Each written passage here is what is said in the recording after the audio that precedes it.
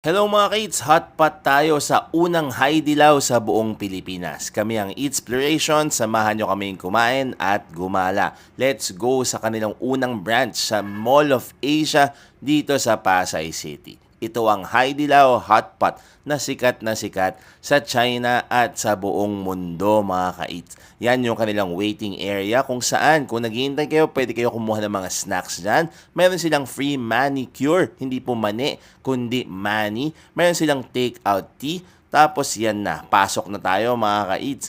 Ito yung loob, ang ganda ng kanilang dining area. Meron pa silang private rooms mga ka-eats na perfect sa mga celebrations ninyo. Meron din silang kids zone para sa may mga anak dyan, mga ka-eats. Pwedeng iiwan yung mga bata dyan basta above 3 years old. Pero kapag below 3 years old, kailangan may grown-up na nagbabantay. Tapos yun nga, yung dining area nila sobrang modern at spacious mga ka-eats. Nakakatuwa kasi sobrang linis. Medyo madulas lang yung sahig kaya ingat kayo. May outdoor dining sila. Meron silang dessert at sauces bar na kung saan 100 pesos per person. Unlimited na po yung makukuha ninyong fruits, dessert at mga sauces kung saan bagay na bagay ito sa mga hotpot na gagawin ninyo or sa mga balls, meat, at iba pa na ididip ninyo na makakapagpasarap palalo ng inyong hotpot experience sa Hai Di Lao. Very family friendly po dito. Meron silang mga gantong booster seats kung saan pwedeng iupo ang mga babies. May mga toys for the kids na kinagiliwan nga naman ng aming mga anak. Meron din silang mga utensils na ganyan, pambata. At yun, talagang enjoy na enjoy sila. Tapos tablet ordering system po pala dito mga ka-eats. Pipili kayo ng soup base ninyo unang-una. Tapos kung ano pang mga gusto nyong mga meats, veggies, balls, seafood at iba pa. Yan po yung kanilang menu.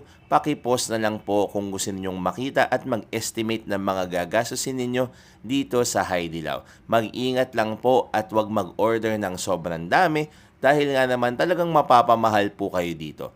Ang tip ko po sa inyo, orderin ninyo yung tomato broth. Talagang yun for us, ang pinakamasarap nila. Tapos siguro mag-order kayo ng dalawang balls, dalawang meat, dalawang gulay. At yun ay solve na po kayo para sa first time ninyo sa Hai Di Lao. Para hindi rin ko kayo mapamahal. Kasi kung gusto nyo mag-order ng marami, okay lang din po. Basta syempre, mauubusin nyo at meron po kayong pambayan. Pero yun nga po, nakakatuwa kasi kumpleto sa Recados ang mga menu dito. Meron pambata at pangmatanda. So yan po yung total namin without that service charge pa po mga ka-eats. Pwede kayong pumili ng 1 to 4 broths. Tapos pwede kayong pumili ng only juices na 20 pesos lamang per person. Meron silang plum juice at parang lemonade na parang lasang kalamansi. Tapos sobrang bait at helpful ng kanilang mga staff mga ka-eats. Sobrang ready to help sila at ready to serve mga ka-eats sa talagang hanggang paggawa ng sauce. Tapos sobrang thoughtful ng Hai Di Lao kasi may paganyan pa sila kung sakaling mag-fog yung mga lens niyo. Tapos meron sila mga apron mga ka-eats, di ba? Panalong panalo. Ito po yung mga in-order namin. Hindi ko na inisa-isa yung presyo kasi pinakita ko naman yung price kanina sa kanilang mga menu items. Pero hindi po kami masyado nag-order ng marami. Saktong-sakto lang din to kasi na-miss po namin to. Natikman namin yung Hai Di Lao sa Singapore ng mga 2022.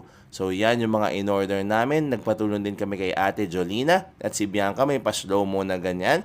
Tapos syempre, alam niyo na pag beef, sobrang dali lang. Mga after ilang seconds, luto na at yon. Ang sarap nung dip na ginawa ni Ate Jolina para kay Bianca.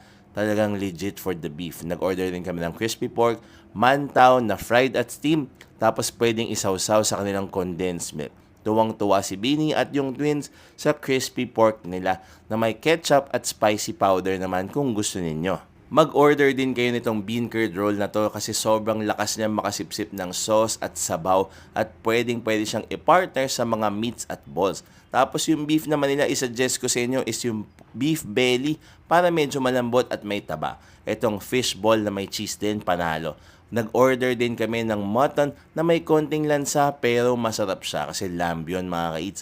Tapos yan na, tinikman na ni Bini, ang sarap daw niyan. Ito naman yung mutton na ang sarap isawsaw sa spicy sauce at yun, talaga nga naman panalong panalo. Nakalimutan ko pala isama dito, yung kanin nila 20 pesos lamang per bowl mga ka-eats. Tapos ang laki na, sulit at mabubusog po talaga kayo.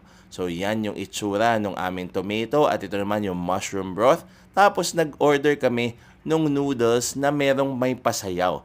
Maraming salamat kay Kuya na talaga nga naman ang galing nung pagkakaindak niya habang sinestretch yung noodles na chewy at bagay na bagay sa hot pot dahil nakaka-absorb ng lasa ng sabaw. Tapos ito na yung lemonade na lasang calamansi juice, hindi masyadong matamis, saktong-sakto lang. Ito yung fresh beef balls na okay naman, medyo weird lang yung texture. Tapos yan na, yung chewy noodles na may pasayaw pa. Maraming salamat ulit kay Kuya, sobrang galing. Ito yung premium beef, nako hindi naman mukhang premium pero masarap naman siya. Tapos yan, no? Ilang seconds lang mga ka-eats, panalong-panalo na. Isaw-saw sa sauce at kainin. Tapos yan, nag-dessert na yung kambal. Siyempre, watermelon for dessert. At ito na, dito na nagtatapos yung aming Haidilao experience. Grabe, legit na legit mga ka-eats, parang yung kinain namin sa Singapore. Ang dami pa namin na uwing toys for the kids. Ito po yung total namin. Inabot kami ng 3,720, medyo mabigat pero masarap naman at nag-enjoy kami. Maraming salamat sa panood. Until next time, bye-bye!